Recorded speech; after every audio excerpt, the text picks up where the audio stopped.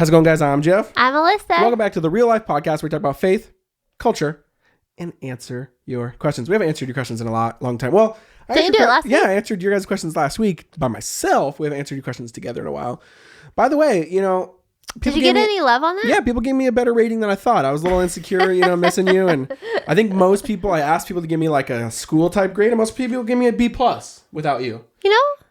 That's pretty good. And especially like I said, because my motto is C's get degrees, I'll take a B+ any day. I will take a B+ any day. I was actually watching, I needed a break, but I was watching Sweet Magnolias, the new show on Netflix. Oh, you've been loving that. If you have seen it, give a shout out. A lot of people, my Insta story blew up when I posted about it, but it has gotten so far, guys, where one, I'm rewatching it, and two, I'm deep diving in trying to find the clothes that Maddie wears and finding them on Poshmark and buying them. And my best friend, Shannon, is like a crazy, just really gifted at that. She sent me this link of somebody that already had done it. Like, these are all the clothes that Maddie has worn and these are where you find them. So that's been my week. It's been kind of fun.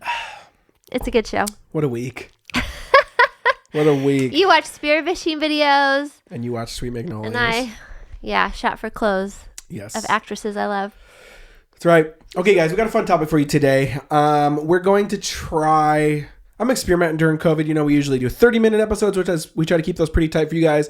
We might experiment with the next week or two doing 20 and just seeing what you guys think if you like them a little shorter. And so, yeah. So what I want to talk about today is, and Alyssa, again... Yes, tell me. What are we talking about today? So you got to think of next week's episode because I'm going to bring in this one. You got to think of next week. But I'll take care of this week's topic. So I want to throw out a couple things to you and then hear your reaction. Right. Okay. So I want to talk about belonging, right? And this thing called belonging cues. Now... what's belonging cues? I'm going to get there. Okay. Now, some of this is actually... it's hard. I always feel conflicted. So you guys, first of all, tell me how you feel on this. This would actually be really helpful.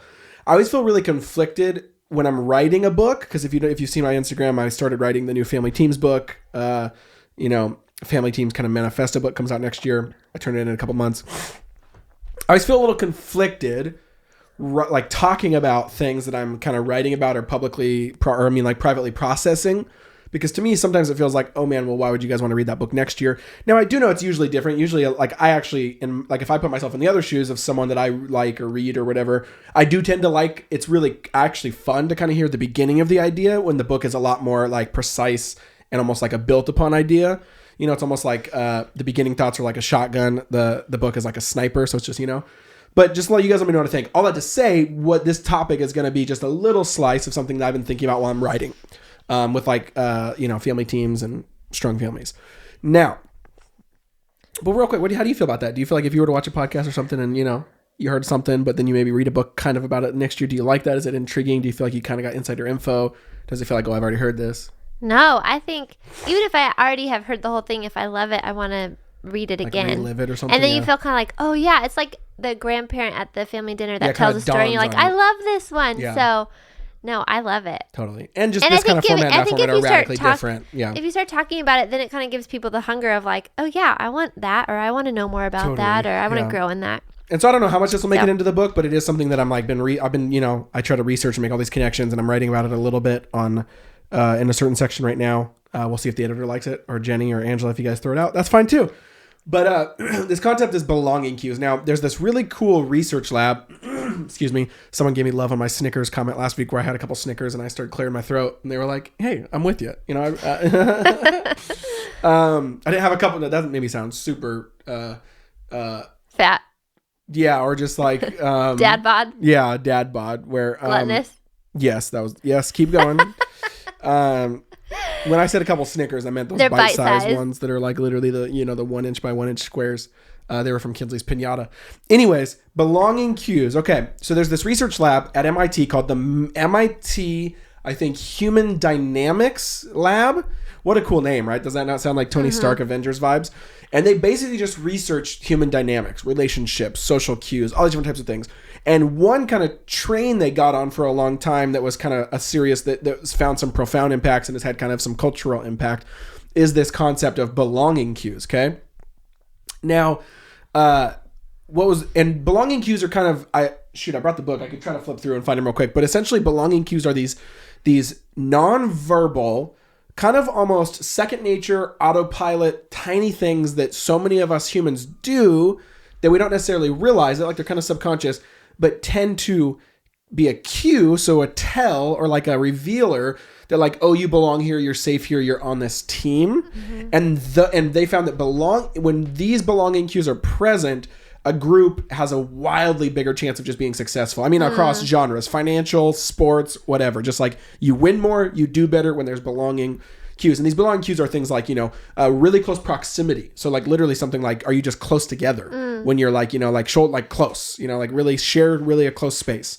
Eye contact, kind of shared amount of talking, meaning like everyone talks about the same amount. Shared space, eye contact, proximity. There's a bunch more but you kind of get this idea, right? And they have like a list of like 15 of them. It's fascinating. Are you facing the person or are you on the side of them? Now, they made this little thing called a sociometer, I think is how you pronounce it. And it literally is like the size of a credit card. And what it did is it recorded all this stuff. They literally came up with a little credit card size computer that had like a GPS, a microphone in it, etc., where they would put it on people and then put them in different situations to measure belonging cues. And what's crazy is all these things would spit out on a graph to them in another room. So they weren't actually hearing they were hearing the words people are saying, but they weren't really recording that. They were recording the data from the sociometer. And the sociometer was almost like, at hospitals where like the heart rate. It's just a graph like that of like, is it going up? Is it going down? That type of thing. Yeah, that's crazy. And it would and what it would do is in real time, it would record all of these 10 or 15 different belonging cues that I kind of mentioned some of them, but you can kind of guess more. Can you find the page with all of them? Because part of me is like, well, half of that we can't do during COVID, so I'm just interested. Well, I mean, because I'm talking about like families can. I'm taking this like the family perspective. Sorry, I was thinking it as a whole, like in with general. relationships or all that type of stuff. So, maybe I'll try to find it when I get your first reaction. But before I turn to you, so here's the interesting thing. What they found is, because here's the thing: if you were to ask people what makes strong teams, what makes strong groups, most people say really strong leadership or really strong skills, really strong intelligence. You can go on and on. And what they found is that's just not really true. They found that actually in so many different scenarios, the belonging cues outpredict things like skills and intelligence for success rate, right? So these sociometers get the data, and if it's high on the list of, eye contact, a lot of touching was one, just like you're kind of like your arms around them, you're close to them, you tap them on the shoulder with little moments and affirmation of love, and all these different things. If that's present, you're more successful. So like, I'll give you one of the experiments they did, which is fascinating. So they put these sociometers in a context of angel investors and entrepreneurs, kind of like Shark Tank. So basically there was like 46 different entrepreneurs that pitched their idea to a bunch of rich people, right? A bunch of investors. Now what's crazy is all their sociometers involved. So they were reading kind of like all the social belonging cues in that room while they were pitching, right? Now what's crazy is when the angel investors then at the end of the day kind of ranked all 46 ideas. Yeah. And what they thought was like, oh, number one is the one we're going to give the most money, we're going to invest into, it's going to, and they ranked them. And then when the guys in the lab researched and then ranked the list based on their sociometer readings, meaning just like the belonging cues that showed up in the room, it was almost identical. Wow. It was almost identical. I mean, so like number one was number one, number two is number two, number three is number three. So is it like if the person pitching it had a good eye contact? It was on both sides. Yeah, both sides. So just like the angel investor just felt like there was almost, it's weird too, because like belonging cues are reciprocal, which means like you kind of mirror each other and they kind of show up. Yeah, but so it was on both sides. But yeah, like the higher belonging cues got the higher deals. Wow. It's just fascinating, right? And it was almost 1-to-1. And here's what's crazier. They did another follow-up study where they did the same thing, but the angel investors could only read the ideas, not meet and the they people. Were different. And it was radically different. Wow. Radically, like meaning it didn't match with the sociometers. Fascinating, that's why it's right? important to do it in person. Exactly. Especially if you got charisma, But I feel like there's something even before the eye contact, because the eye contact is kind of vulnerable. So I feel like you have to have something that allows you to have the eye contact. Well, yes and no. I mean, so he talks about... Okay, so here's a lot of them. Here they are right here. Okay, I want to hear them. So this is kind of ones that he interpreted based on the group, and then there's some ones from the group as well. But close physical proximity, often in circles, profuse amounts of eye contact, Physical touch, like all ton of handshakes, fist bumps, hugs, lots of short, energetic exchanges. So no one does any long speeches. It's a lot of bursts. Oh, okay. High levels of mixing, which means like everyone talks. Everyone's kind of it's democratic. Few interruptions. Lots of questions. Active listening. Humor and laughter. And small attentive courtesies like thank yous, opening doors, etc. That's fascinating, good. right? That's it. Yeah, I mean, and there's more. Let's see here. So, okay, so here's the very specific ones. That was his interpretation of like other ones he saw from the rest of the book. This is from Culture Code, by the way, one of my favorite books, and you'll hear me reference it in my book. Okay, so the very specific belonging cues are, yes, proximity, eye contact, levels of energy, mimicry, which I don't know what that is, turn taking, attention, body language, your pitch of your voice, consistency of emphasis, and whether everyone gets to talk to everyone else in the group. So it's basically what the ones I just read. But fascinating, right? Wow. Yeah. And those, when those are present or not, or how high those are or not, is the number one predictor of if a group's successful. And what those first I totally see that. Yeah, what those first do is they create a sense of safety. That's what he talks about in this book. Of one of the first things any successful team needs is to feel like they belong and they feel like you're safe here. Yeah, right? Totally. Now, what's interesting is, I don't think that's all a team needs, but you'll never find successful teams who don't have that. Right. Meaning like that's like the baseline of success. And yeah, I think, when I read that or when I'm about to write about it, it's like, man, how do families have that? Every group should have that, but we talk a lot to families. Man, how do you make sure you're creating that in your family? I think a lot of times it's sad, but families don't have a lot of that. Right? Yeah, right. Even if they value it, just because of busyness. Yeah. So there's a lot of families that value belonging, value safety, value closeness, value proximity, but they don't hug that much. They don't handshake that much. They don't see each other that much. They don't talk that much. That's not, you know what I mean? Like they don't do a bunch of short bursts of communication. Yeah. It's like hustle and hurry is, if this is what's fascinating, going back to my last book, I do feel like hustle and hurry are almost the cancer to those things. Yeah, totally. You can't do those things when you're not all in. Yeah. And kind of present and slow. But before I just keep rambling, well, give me some of your reactions. How do you feel like this applies to family? You, the kids, do you see it? Do you believe it? Agree with it? Yeah, well, I feel like as I was reading it, I was like trying to picture it in a business setting, which I know is not where you're going. But I was like, wow, I feel like that would be a lot harder to lead for some reason. But then when I think of family, I'm like, oh yeah, of course. Like, of course you would need all those things to have a strong family team. And when you look at families that maybe are older than you or that you really look up to and you're like, oh, I want my family to be like that, they have all of that. Yeah. And I do think a lot of it is led by the father. Like I think if you weren't in our home, you're not gonna give yourself any love. You're not gonna give yourself any love right there. No, I mean it is. I just think if you were in our home, our family would be a lot different. Like I feel like you always bring so much humor and fun. And I can be fun, but I just feel like you can be fun. I can be fun, but I'm also more driven by my emotions, and so I can be more up and down. And we know we got some comedian wives out there. Oh, for sure, and I wish I was you. But I feel like, it's cool to hear that because then I feel confirmed in what we are doing, and it gives more purpose to what you do as a parent. Yeah. Like when you go around, and the stuff you think that doesn't matter as much. Yes, like when you go around at the dinner table and say what you're thankful for, and you try to make sure every child gets to speak. Or like when you are like, okay, I'm going to name something, I'm going to call it something, and then say what you think or whatever. Like the fun little games that we play that you don't really, like you just bursts, think it's and then just really emphasizing like physical touch is so important for kids and eye contact. And sometimes I have a trouble making eye contact because it is so vulnerable. And so like if I'm sharing something that's really vulnerable, or if I'm having to confess my sin or having to admit something, it's really hard for me to have eye contact. So that just hearing that makes me feel like there's a lot more purpose to why we do what we do.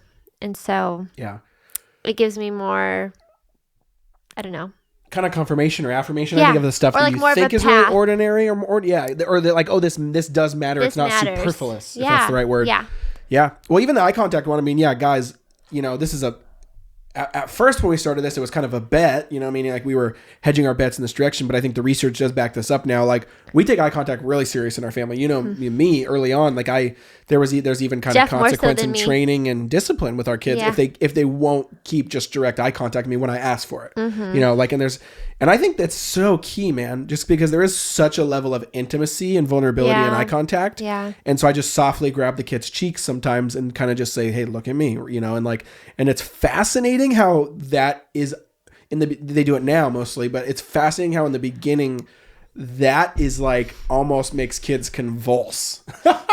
It's something we had to train for. Yeah, we had to train for it, which shows you like, oh man, yeah, that is like be here, right here, and then I would say like you're safe right here. Like it's like I want to talk to you. I want you to person. be exactly. But it shows you that like, man, it actually, because one thing that's cool about this research too is it's not just like, oh, and then you're hunky dory.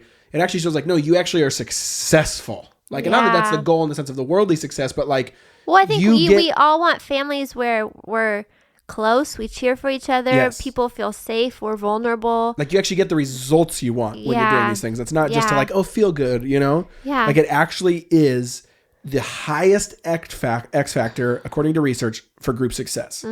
Now, again, there's other things that have to come after that, you know, like build purpose and mission and all these different things that are also there. But like I said, it's the thing where it's like, it's the baseline. You don't see any good teams that don't have it. And a lot of good teams have that plus more. So it is like the one. Can we veer off just a smidge and I can ask you a question? You got 5 minutes to do so. No, I'm joking. No, I'm just curious. How did you get so good at having eye contact? Do you feel like... You know, I took a couple classes. I went down the YouTube rabbit hole. Was that instilled in you when you were growing up? Or did somebody teach you that? Or...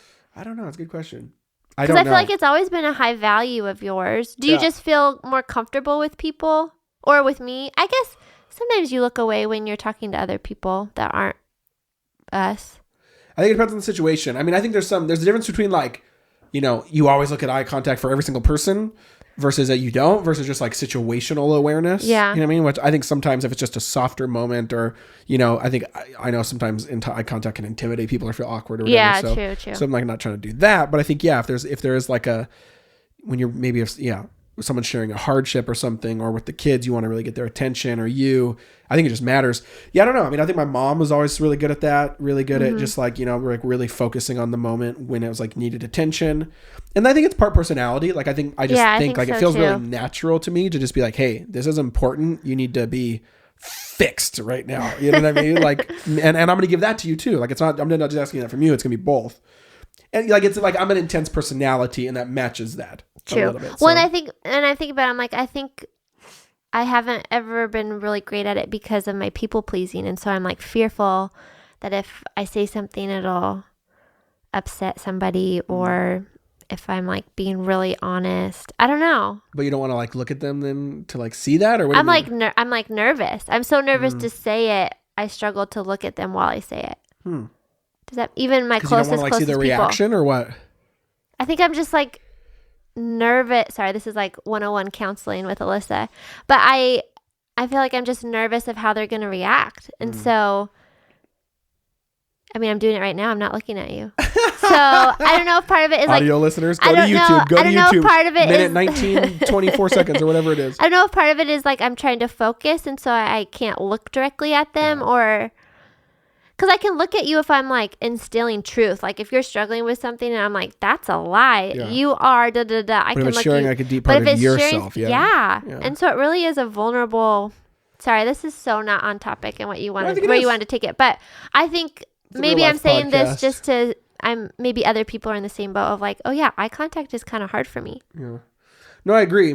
But that's only one too of like, I think one thing that our family, not to like toot our own horn, but I think I'm saying like out of the belonging, it's fun to read research and be like, oh, we work really hard at that. I just didn't have the language or the research to, you know, and not all of those. There's certainly things like, I'm like, oh, I need to really grow at that. I don't let everyone talk as much as me, you know, something like that. So, you know, Yeah. Stuff like that, you know, humbling moment, you know, and you Well, agree. mine is my eye contact. I Yeah. really need to grow in that. Yeah, but I was gonna say another one that I feel like we're really good at that backs up is like the constant touching, you know, and like closeness. Just like I try to always put myself in just crazy proximity to you, which sometimes you hate. Like, well, you know, we won't go there. yeah, Why? And, What and you do? the kids. Well, I mean, we can say it. Sometimes it's sexual, not always. You know, hashtag married life right there. That certainly is not all of it, but I mean, what even just platonically and with the kids and stuff like that, like I'm always just like picking them up and throwing them or wrestling with them or tickling them or putting my hand on them or grabbing their cheeks or, you know, to like get their attention. Like there's so much.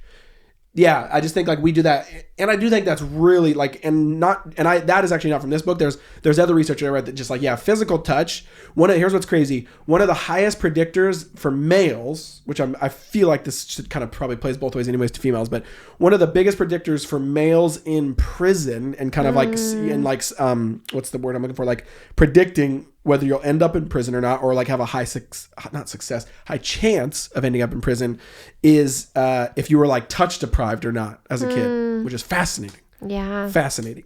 That is fascinating. And so many of us, because of our own, here's the thing that really bothers me, that I think Satan has gotten Satan. I mean, you know how I do my whole rant on he doesn't have a name, blah, blah, blah. So I catch myself being what I'm saying. The Satan, you know what I mean? The enemy. Huh? Lately, I've just been saying the enemy. I like that. The accuser. That's a tangent, guys. I've talked about that in other places, but Satan does not have an actual name in the scriptures, which is, I think, actually on purpose. It's kind of a little undercutting of him, that because he's so anti-creation, only things that are from the good of creation get named, like in Genesis. All of his names that we do have for him are actually just interpretations. You know, Lucifer is actually just the Latin translation, falling from the stars, the Satan accuser, blah, blah. Moving on. What was I saying? Oh, yeah, I think one of his greatest victories... The beast. The beast. That's what Revelation says. Yeah. Is that the same person as the Satan? Who knows? I think so. It is. Yeah. What we read today. Yeah, exactly. Yeah. Well, that's quite a debate. It is? No, not really. Oh, okay. Well, it depends. I mean, there's different figures. Anyways. What were we going to do? Yeah, we're going to end on this thought right here. Okay. I think, one of the sad victories I think the enemy has had is that he's over-sexualized our culture. Yeah. And also heaped so much shame and just weirdness on our culture of just like touch and bodies and embodiment, that we then like almost have like a block to do any pure touch, any holy touch, any gentle touch, any friendly touch. You know, everything from guys hugging that they don't because of that to, you know, touches with your kids, stuff like that. So, but man, when you see, you just like, that's such a high value to successful teams and families. So any final thoughts? Hopefully it was encouraging you guys. I mean, we tried to keep it a little short, but I do think it hopefully gave you something to chew on of like, man, here's what I would say, you know, before you can close us, you know, thinking of all those belonging cues, is there one or two that you can just be like, oh, that strikes, you know, like I can work on that this next couple of weeks, or I can lean into that with and your just family. See what it does. Yeah. You know, or any type of group, you know, a girl group, a guy group, a sports team, whatever, you know, obviously there's a lot of stuff you can't do right now with the circumstances, but what would you add to that or finish with? That was fire. My mind is spinning. It went from like the beast to touches, inappropriate touches to... And that's the real life COVID. Podcast for you guys. That's how we do it. Well, I do feel like, okay, so I think this plays into part of the reason why a lot of us are struggling during COVID with belonging and with friendships and with community. Because you can only do so much via your phone. Like you can't touch someone on your phone. You can't necessarily have eye contact. You can't, what's fascinating about and everything I just read is none of that can be digital. Yes. Yep. And so like I found myself this last month really being insecure of who I am as a friend, of how to be a good friend, of doubting friendships and believing lies of like I come on too strong, I'm too I'm not enough. And so I think sorry, this is a lot longer than what you wanted, but that was great. I do feel like that is something to consider with those things that bring belonging. And I know you're talking about family, and I think we can listen to that and be like, oh yeah, we're doing this great, and this is something I can grow on this week. But then even taking it a step farther with like friendships, how can we be really creative and maybe just give ourselves grace where we can't do certain things, and then also be creative with things that we can do to fight against the Satan. There we go. Look at that. That's a word. Hey guys, we love you guys. We appreciate you. Thank you for you if you are listening during this quarantine. We talked about a couple months ago, listeners are down in this space because podcast space is such a secondary, I think, was tertiary the right word? I don't think that's the right word. Third. A space, of just like listening. And it's still so fun to know thousands of you are listening every single week, and we're so grateful for every single one of you that does. We love the feedback. We love hearing from you guys and making it an actual conversational loop. And we're stoked to hear you guys' thoughts on this one. So love you guys.